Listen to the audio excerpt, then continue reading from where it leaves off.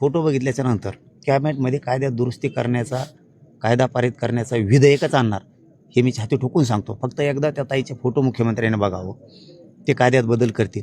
पण आता पुढच्या काळात असाच कायदा होणं गरजेचं आहे.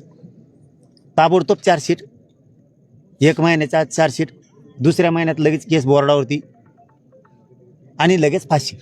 तर दरारा बसत नाही तर बसत नाही, नसता इनकाउंटर. खेळ खालास. सीएम साहेब कायदा करतील अशी तुम्हाला गॅरंटी आहे का? फोटो बघितला तर करतील.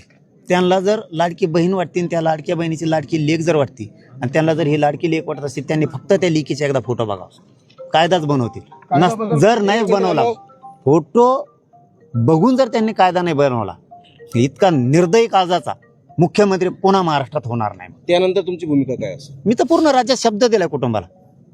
कुटुंब जिथं जिथं उभा राहील म्हणून तिथं तिथं उभा राहायला मी तयार आहे.